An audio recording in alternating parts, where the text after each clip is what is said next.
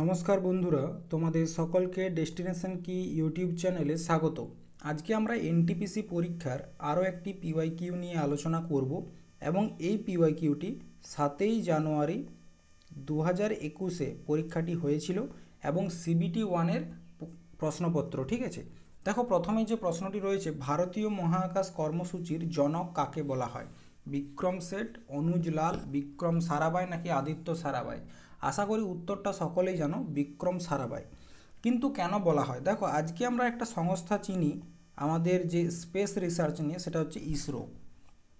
ইসরোটা কিন্তু প্রথম থেকে নাম নয়, প্রথমে এটির নাম ছিল Indian national committee for space research. ঠিক আছে, এটা প্রথমে নাম ছিল এবং এই সংস্থাটির স্থাপনা হয়েছিল 1962 সালে। কবে হয়েছিল? 1962 সালে এটির স্থাপনা হয় এবং তখন এটির হেড কে ছিল বিক্রম সারাভাই। ঠিক আছে, বিক্রম সারাভাই, তখন তিনি এটির হেড ছিলেন। এবং পরবর্তী ক্ষেত্রে বলতে 1969 সালের 15ই আগস্ট এই সংস্থাটির নাম পরিবর্তন করে কি করা হয়? ইসরো করা হয়। ঠিক আছে, এবং ইসরোর যে প্রথম হেড ছিলেন, কে ছিলেন? বিক্রম সারাভাই।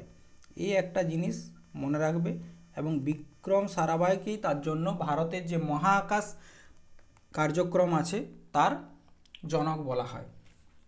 ঠিক আছে, পরবর্তী প্রশ্ন দেখো কি আছে, কোন পঞ্চবার্ষিকী পরিকল্পনার সময় ভারত মিশ্র অর্থনীতি বেছে নিয়েছে? মিশ্র অর্থনীতি কি? দেখো অর্থনীতি তিন প্রকারের হয়। একটা হচ্ছে পুরোপুরি পাবলিক, মানে হচ্ছে গভর্নমেন্টের হাতে। একটা হচ্ছে ইকোনমি প্রাইভেট, মানে পুরোপুরি প্রাইভেটাইজেশন হয়েছে, এবং আরেকটা হচ্ছে মিক্সড। দেখো যদি বলা হয় পাবলিকের এক্সাম্পল, তুমি চলে যাও ইউএসএসআর, যেটা আগে ছিল, বর্তমানে রাশিয়া কিন্তু সমস্ত অধিকার সরকারের কাছে আছে। প্রাইভেটাইজেশন সবথেকে বেশি কোথায় হয়েছে? আমেরিকা। ঠিক আছে, এবং ভারতে কি আছে দেখো, কিছু ক্ষমতা প্রাইভেট সেক্টরের কাছে আছে, কিছু ক্ষেত্রে সরকারের কাছে কন্ট্রোল রয়েছে। যেমন ব্যাংক, ম্যাক্সিমাম ব্যাংক সরকারের কন্ট্রোলে আছে। ঠিক আছে, তো এগুলো ব্যাংকের যে ব্যবস্থা। তো আমাদের যে ইকোনমি, সেই ইকোনমিটাকে মিক্সড, মানে এই যে মিশ্র অর্থনীতির মধ্যে কবে যুক্ত করা হয়? প্রথম পঞ্চবার্ষিকী পরিকল্পনায়, নাকি চতুর্থ, নাকি দ্বিতীয়, নাকি তৃতীয়? তো আমাদের যে সেকেন্ড 5 ইয়ার প্ল্যানিং আছে, ঠিক আছে, দ্বিতীয় যে পঞ্চবার্ষিকী পরিকল্পনা আছে, যেটা 1956 থেকে 61 পর্যন্ত এই পরিকল্পনাটি করা হয়, সেখানেই ভারতের যে অর্থনীতি সেটাকে মিশ্র অর্থনীতিতে যুক্ত করা হয়। আমাদের যে সেকেন্ড 5 ইয়ার প্ল্যানিং, ঠিক আছে, এটা খুব গুরুত্বপূর্ণ। সেকেন্ড 5 ইয়ার প্ল্যানিংটা খুব গুরুত্বপূর্ণ।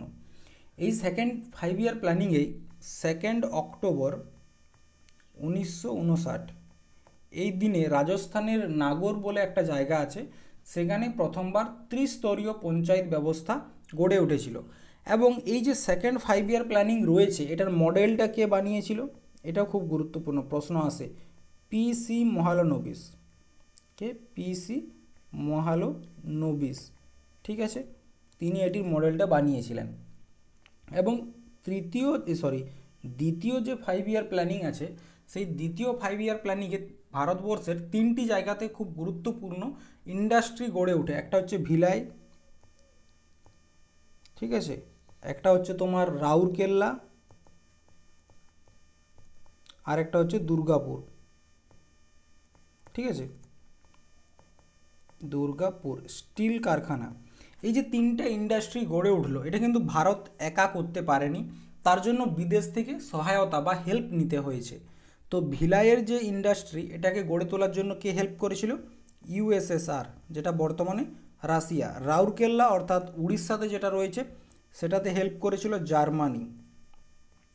এবং দুর্গাপুরেরটাতে হেল্প করেছিল ইউনাইটেড কিংডম বা ইংল্যান্ড। ঠিক আছে, তো এই যে দ্বিতীয় 5 ইয়ার প্ল্যানিং রয়েছে, এটা এখানকার খুব গুরুত্বপূর্ণ। এবং এই দ্বিতীয় 5 ইয়ার প্ল্যানিংয়েই ডিআরডিও, ঠিক আছে, ডিআরডিওর স্থাপনাও কিন্তু দ্বিতীয় 5 ইয়ার প্ল্যানিংয়ে হয়। এরপর দেখো ভারতের 3 পর্যায়ের পারমাণবিক কর্মসূচি প্রতিষ্ঠাতা কে?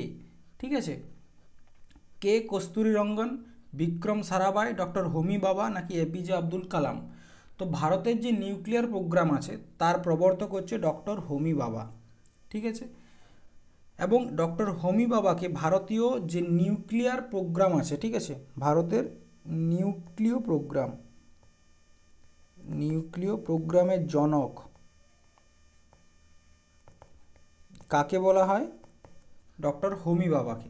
এরপর দেখো কবে জাতীয় পঞ্চায়েত রাজ পালন করা হয়, এটা আশা করি সকলে জানো, 24শে এপ্রিল।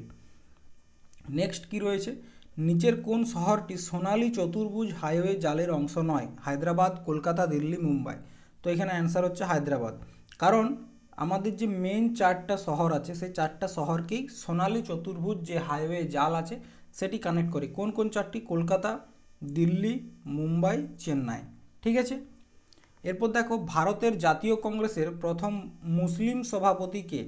ইন্ডিয়ান ন্যাশনাল কংগ্রেসের প্রথম মুসলিম সভাপতি কে? ডক্টর এপিজে আব্দুল কালাম, বদরুদ্দিন তৈয়বজি, নবাব সৈয়দ মোহাম্মদ বাহাদুর নাকি দাদাভাই নরোজি। তো মনে রাখবে ভারতের যে জাতীয় ন্যাশনাল কংগ্রেস আছে সেই ন্যাশনাল কংগ্রেসের প্রথম মুসলিম প্রেসিডেন্ট হচ্ছে বদরুদ্দিন তৈয়বজি। তিনি 1887 সালের যে বৈঠক হয়েছিল, কোথায় হয়েছিল? এটি মাদ্রাসে হয়, ঠিক আছে। সেই মাদ্রাস বৈঠকের সভাপতিত্ব করেছিলেন। এরপর যদি বলা হয় ভারতীয় যে ন্যাশনাল কংগ্রেস তার প্রথম হেড কে ছিলেন বা প্রথম প্রেসিডেন্ট বা সভাপতি কে ছিলেন, সেটা হচ্ছে উমেশ চন্দ্র ব্যানার্জি। কত সালে? যে বছর ইন্ডিয়ান ন্যাশনাল কংগ্রেসের স্থাপনা হয়, 1885। এটা হয়ে গেল। এরপর যদি বলা হয় প্রথম বিদেশি কে ছিল, প্রথম বিদেশি প্রেসিডেন্টকে, তার নাম হচ্ছে জর্জ ইউলে, ঠিক আছে, জর্জ ইউলে। তিনি 1888 সালে কংগ্রেসের সভাপতিত্ব করেন এবং এই বৈঠকটি হয়েছিল এলাহাবাদ, ঠিক আছে, এলাহাবাদে। প্রথম মহিলাকে, এরপর প্রশ্ন আসবে প্রথম মহিলাকে, সেটা হচ্ছে অ্যানি বেসান্ত, অ্যানি বেসান্ত। তিনি কত সালে সভাপতিত্ব করেছিলেন? 1917। এটি কোথায় হয়েছিল? কলকাতা, কলকাতার যে অধিবেশন সেখানে। এবং প্রথম ভারতীয় মহিলাকে, ইনি তো ভারতীয় নয় অ্যানি বেসান্ত, প্রথম ভারতীয় মহিলাকে সরোজিনী নাইডু, সরোজিনী নাইডু কত সালে করেছিলেন? 1925 কানপুর অধিবেশন, ঠিক আছে। এরপর দেখো একটি ধনাত্মক চার্জযুক্ত আয়নকে কি বলা হয়? Molecule, atom, anion, cation. কি বলা হয়? পজিটিভলি চার্জযুক্ত তাকে বলা হচ্ছে ক্যাটায়ন আর নেগেটিভলিকে বলা হয় অ্যানায়ন। এরপর দেখো নিচের কোনটি কার্বনের অ্যালোট্রপিক গ্রুপ? কার্বনের অ্যালোট্রপিক গ্রুপ ডায়মন্ড, জিপসাম, চক নাকি মার্বেল।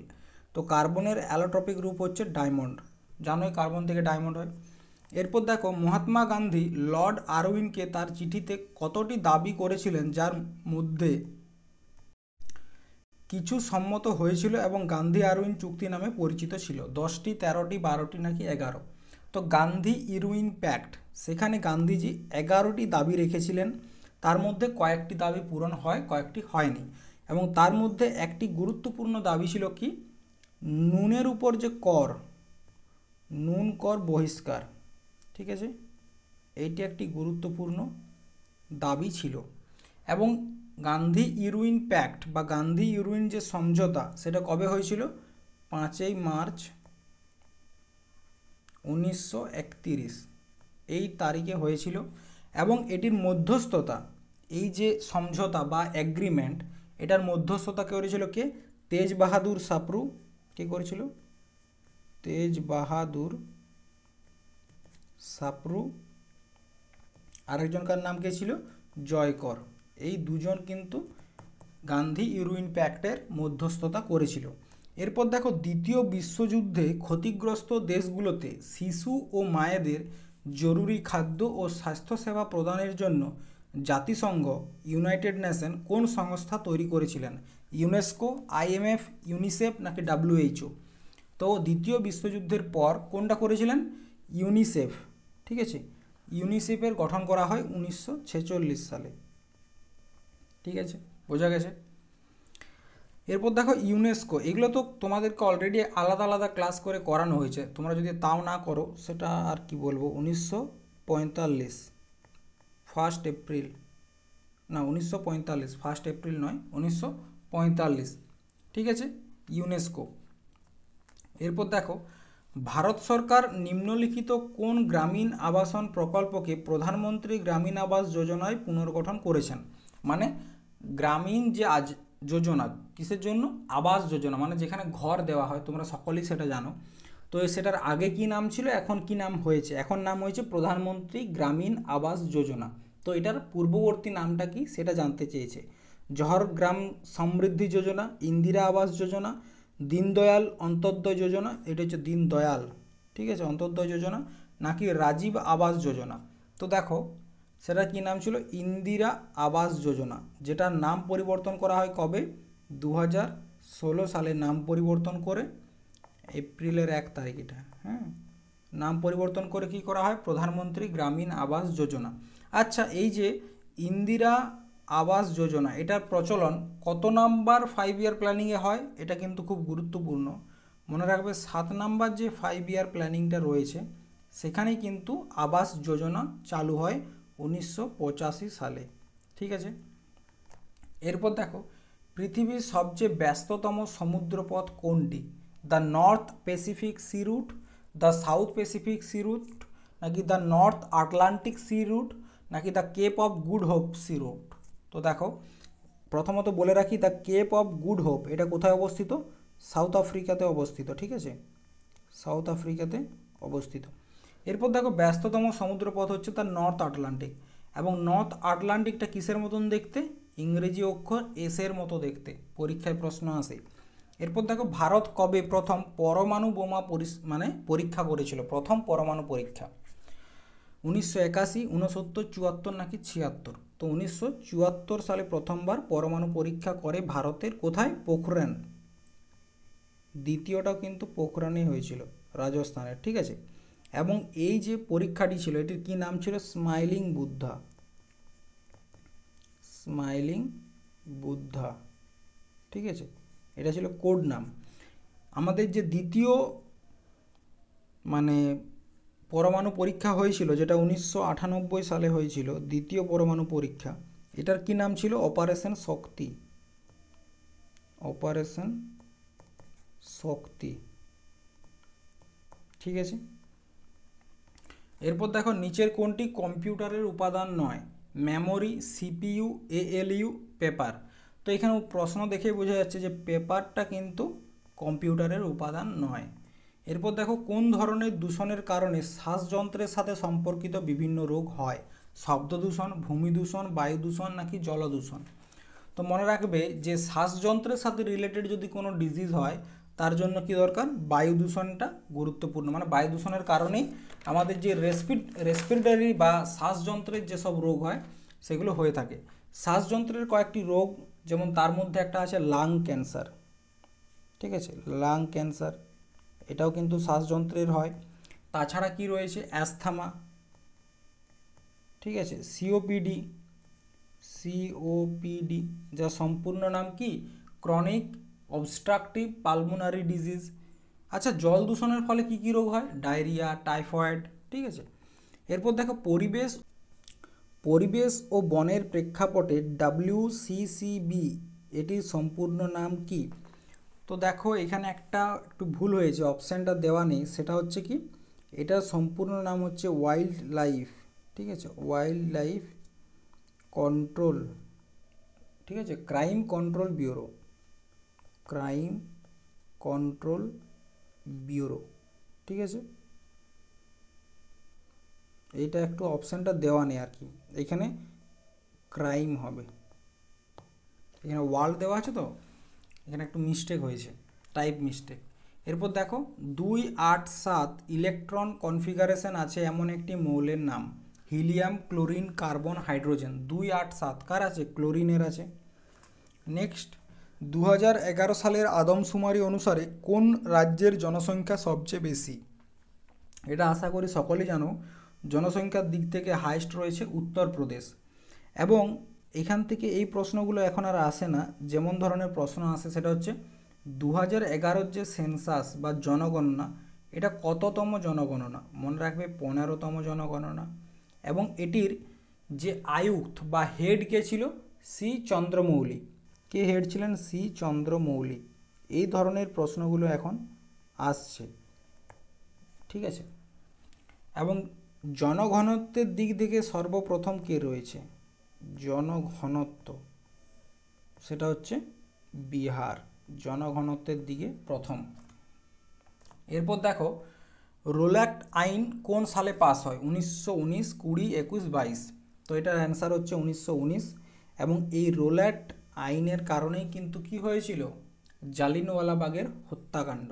এরপর খাদ্য শৃঙ্খলের তৃতীয় ট্রফিক স্তরের নিচের কোনটি? তৃতীয় ট্রফিক স্তরের নিচের কোনটি? প্রাথমিক ভোক্তা, শীর্ষ ভোক্তা, সেকেন্ডারি ভোক্তা নাকি প্রযোজক? মনে রাখবে সেকেন্ডারি ভোক্তা, ঠিক আছে। এরপর খেলাফত আন্দোলন কে নেতৃত্ব দিয়েছিলেন? শওকত আলী অ্যান্ড মোহাম্মদ আলী, নাকি শওকত আলী অ্যান্ড আরমান আলী, নাকি শওকত আলী অ্যান্ড মুসাফির আলী, নাকি আরমান আলী অ্যান্ড মোহাম্মদ আলী? তো মনে রাখবে খিলাফত আন্দোলন, যেটা 1919 সালে চালু হয় এবং 1922 সালে সমাপ্ত হয়ে যায়। তো এই আন্দোলনটি হয়েছিল কে? শওকত আলী এবং মোহাম্মদ আলী এটির নেতৃত্ব দিয়েছিলেন, ঠিক আছে। তো দেখো আজকের যে প্রশ্নগুলো ছিল তোমাদের সাথে আলোচনা করলাম। 7ই জানুয়ারির প্রশ্ন ছিল। যারা শেষ পর্যন্ত ক্লাসগুলো দেখছো, প্রত্যেকটা ক্লাস, আমি তাদেরকে বলবো চ্যানেলটি অবশ্যই সাবস্ক্রাইব করে রাখো। কারণ এমটিএস পরীক্ষার যদি প্র্যাকটিস সেটগুলো কেউ আমাদের চ্যানেল থেকে করে গেছে, তারা বুঝবে কী লেভেলের যে কমন এসছে এবং পিওয়াইকিউর ভ্যালু কতটা, ঠিক আছে। তো দেখো ক্লাসগুলো বানাতে তো একটা পরিশ্রম লাগে, একটা মোটিভেশন প্রয়োজন হয়। তো তোমরা যদি চ্যানেলটিকে সাবস্ক্রাইব করো, কমেন্ট করো এবং শেয়ার করো, ওর সাথে একটা লাইক দাও, তাহলে কি হবে? আমার আরও নতুন নতুন ক্লাস আনতে মোটিভেশনটা আসবে, ঠিক আছে। তো দেখো আজকে এই পর্যন্তই। থ্যাংক ইউ, ধন্যবাদ, জয় হিন্দ।